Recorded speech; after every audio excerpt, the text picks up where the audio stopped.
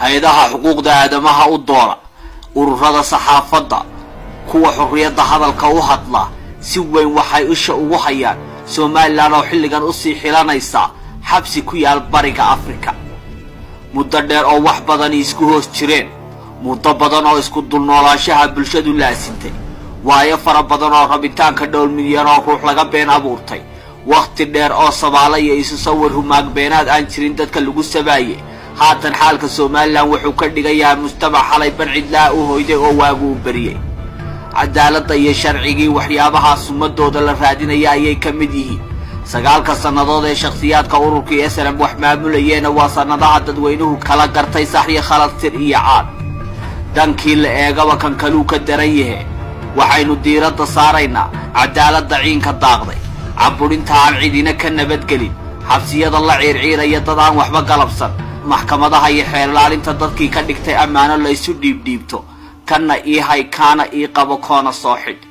warbixinteena waxaynu ku eegaynaa korneelada haatan talada haya tirada dadka ay xabiseen sababaha loo xidhay qof iyo kooxba qaar xabsiyada ku dhex dhintay kuwa cid haysataba aan garanaynin waxaynu kaloo ku eegi doonaa dadweynaha dalkiyo walaalahood laga go'doomiyay ee si guud iskood xabsi xuduud beenaada ugu jira iyo sida xaalkoodu yahay bal sidoo kale waxaanu isku barbar dhigi doonaa sarreynta sharciga iyo usinaanta cadaaladda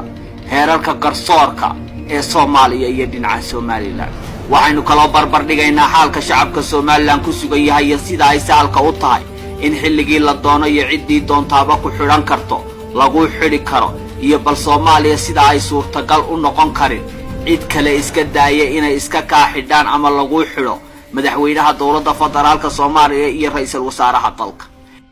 inkastoo sarreynta sharciga ee Muqdisho iyo heerka garsoorka warbaahinta ka jirta Soomaaliya indhaha ay ka lashaan sidoo kale warbaahinta Soomaalidu dadka ku go'doonsan Soomaaliland aanay dan iyo heello toona ka lahayn balse ay kaliya ilaashadaan dhaqaalaha ka soo gala shirkadaha ganacsiga ay dhexda u baahiyaan hase ahaatee xilligan Soomaaliland sawirkeeda waxa shacabku ku suureynaya inay tahay xabsi weyn oo saraakiisha haysata ay wali aqoonsi u raadsanayaan ruuxan ka jira dabaylaha waqtigu wado ee laga ladi kari laayahay dayaanka darafyada tashaday jabhadaha kala shidaal qaadanaya ee aragtida guud ka midaysan iyo muuqaalka ugubka ay haatan ka jira Soomaaliland maaha warbixintani mid ay khusayso dib ayaynu se u eegi doonaa horta aan tirino intay korneeladu talada hayaan iyo tirada dadweynaha la xidhay aan ku bilaabay muddadii u dhaxaysay sanadkii 2017 bishii December ilaa sanadkan 2019 bisha May inta la xidhay gabadh riyootay baa lagu xidhay qaran dumisnimo kadib Hargeysa laga masaafuriye muddo ay xabsi ku jirtay wiil dhalinyaro ah oo lagu xidhay madaxweyne Biixi ayaa local ku tilmaamay habla dhalinyaro ah oo wada socda ayaa lagu xidhay midabka dharkooda oo buluug ahaa nin ajaanib ah oo madaxweynaha Soomaaliland ku tilmaamay caqabad soo baxday oo ka dhana xurriyadda hadalka ayaa xabsiga loo taxaabay saddex nin ayaa loo xidhay daliil ay u soo jeediyeen dhiibistii Itoobiya loo dhiibi jiray muwaadiniintii Soomaaliyeed ee jabhadii ONLF oday dhaqameed loo xidhay baaq nabadeed oo u jeediyay beelo looga shakiyay in xukuumaddu calaad ka dhex xurinaysay oo istilay macallin iyo wadaad xaafadeed looga shakiyay mucaaradad ayaa la xidhay lacag adagna lagu xukumay wariye reer Burco ayaa loo xidhay weydiinta uu mas'uuliyiin xukuumadda ka tirsan weydiiyay lacag la muqsuqay ee dadweynuhu u soo jeedinayaan oday dhaqameed xukuumadda ku dhaliilay kala qaybinta bulshada ayaa la xidhay 3 bilood oo xukun la'aan kadibna xabsiga la iska sii daayay muwaadiniin telefishanka la soo fadhiistay in xukuumaddu ka qaabisay horumarinta gobolka Sanaag iyo saami qaybsiga ayaa la xidhay muddo bil ah oo xukun la'aan kadibna la iska sii daayay qareen bartiisa Facebook aragtidiisa ku cabira ayaa la xidhay gartiisana waxa ka karnaqday maxkamad military majaajilaystayaal magaalada Laascaanood ku soo bandhigay riwaayad naqdinaysa xaalka xukuumadda ayaa loo xidhay inay Soomaaliland sumcad dilayaan wariye ayaa loo xabisay inuu bartiisa Facebook ku baahiyo qoraal gabadh reer Gabiley ah qortay qoraalkaasi oo ka hadlaya gardaamada iyo waxqabad la'aanta golayaasha deegaanka abwaan ayaa loo xidhay maanse uu tiriyay xaaladda qalafsan ee xabsiyada Hargeysa ka jirta oo uu ka soo warramay xilli la xidhay isla abwaan kale ayaa Hargeysa lagu xidhay kadib kolkuu ka hadlay tacadiyada ciidamada booliska caruur aan aabe iyo hooyo mid la lahayn oo darbi jiif ayaa la xidhay loona xukumay kadib kolkay xarumaha xukuumadda hor tageen kana dalbadeen in loo diirnaxo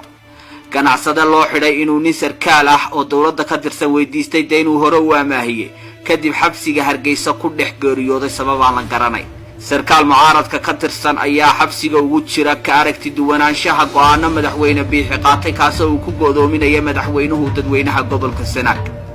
xildhibaan xasaanadii aan cidina ka qaadin oo reer Soola ayaa loo xidhay kadib kolkuu la saftay xuska 26 Juun kana soo horjeestay xuska 18 May oo uu ku tilmaamay inuu cid gaar ah farxad geliyo hooyooyin 33 ka kooban oo codsaday in ubadkoodii makafayaasha Liibiya ka haystaan ee amal la'aanta iyo maamul xumida ka tahriibay in lagala hawlgalo sidii loo soo furdaamin lahaa ayaa xabsiga lagu guray oo waliba suuqyada Hargeysa ciidamadu ku dhangadeeyeen tobaneeyo kamida shaqaalaha dawladda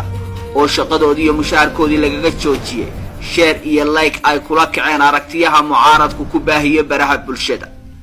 wiil dhalinyaro ayaa loo xidhay gacantiisa oo uu ku xidhay kuul yar oo laga alifay calanka qaranka Soomaaliya isla Hargeysa wiilka loo dhalinyaro ayaa xabsiga u galay xidhashada dhar sports oo yana laga alifay calanka qaranka Soomaaliya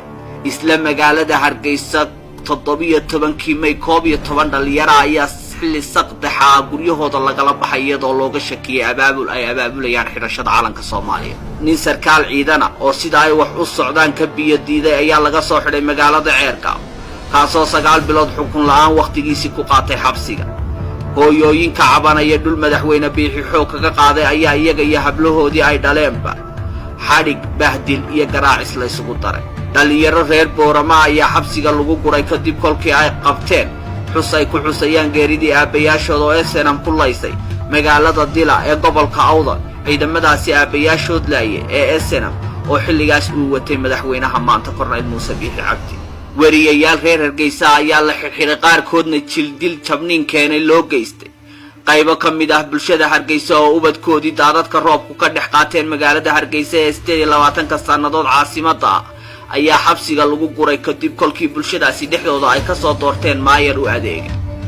dawaarle ku yaala magaalada Gabiley ayaa xabsiga isna loo taxaabay kadib kolkii uu gabdha yaryar oo reer Gabiley u tolay dhar u eeg calanka qaranka Soomaaliyeed oo ay janteen kaasi ay ku ciideen Cabdi Maalik Muuse Coldoon ayaa laga soo qafaashay saqdhexe habeenimo magaalada Burco saxafi samafale Coldoon waxa lagu haystaa ka hadalka nin reer qoomuluuda oo yimi Hargeysa booqday abaarso dugsiga la yiraahdo lagu sii dhexdaayay ardaydii loona muujiyay ardayda Soomaaliyeed ee halkaasi wax ka barata in ninkaasi reer qoomuluud metela oo lagu magacaabo Kuuba inuu yahay role model lagu dayan karo kolka aynu ka nimaadno kiisaska intooda kale bal aynu isbarbar dhigno sharaynta sharciga iyo hufnaanta garsoorka Muqdisho siyaasi Cabdiraxmaan Cabdishakuur oo kamid ah siyaasiyiinta mucaaradka ee Soomaaliya xaligiisi iyo sidii maxkamadaha dawladda federaalka Soomaaliya ay ka yeeleen wariyihii qaraxyada iyo dhimashada ku horsheegi jiray ciidamada booliska Soomaaliya iyo cisbitaalada xaligiisi la xidhay iyo garsoorku sidii uu ka yeelay dhankan kale xidhistii xildhibaan Dhakool diidmadii baarlamaanka Soomaaliland laalistii maxkamadaha iyo sii haysiga madaxweyne Biixi xabiskii afduubkii Burce Coldoon diidmadii maxkamadda eriskii garsoorihii diiday afduubka Coldoon kiis u samayntii madaxtooyada iyo garabsiga dugsiga Abaarsi kiisaska kolka bokostaba loo rogo waxaa muuqata dimuqraadiyad indhaha laga tuuray xorriyatul qowl afka laga xidhay cadaalad la xooray sharci laga tallaabsaday raali gelin qofeed iyo tacaddi cid aan waxba galabsan arrinta xiisaha leh ayaa ah muddo 2 sanadood wax ka yar hay'adaha xuquuqda aadamaha u dooda kuwa xurriyadda hadalka u dagaalama iyo ururada saxaafadda madaxa bannaan waxay Soomaaliland ka qoreen in ka badan 500 oo warbixino kuwaas oo ay kaga hadlayaan xabsiga yar ee bariga Afrika ku yaala dhexdiisa lagu dhugtamayo wax kasto caalamka mamnuuc ka ah haddana iyadoo ay sidaasi tahay waxa iyana xusideeda leh in mid kamid ah waxqabadyada xukuumadda Korneyl Biixi isku majeertaan kuna faahanaan ay ku soo dareen in isla 300 oo jeer warbaahinta caalamku soo hadal qaaday Soomaaliland taasina ay tahay way yiraahdeen guul laga gaadhay dhinaca geedi socodka ictiraafka isla 300 jeer iyo 200 kale oo lagu darayna waxa Soomaaliland lagu soo hadal qaaday ayaa ah xurriyadda hadalka iyo xuquuqda aadamaha ee dhexdeeda cunaha lagu hayo habdaqanada xilligan ee Soomaaliland ayaa ku soo idlaanaya xabsi dunida looga raadinayo aqoonsi iyo koox tiim bare u doondoonaysa xalaalaysiga wixii la xarrimay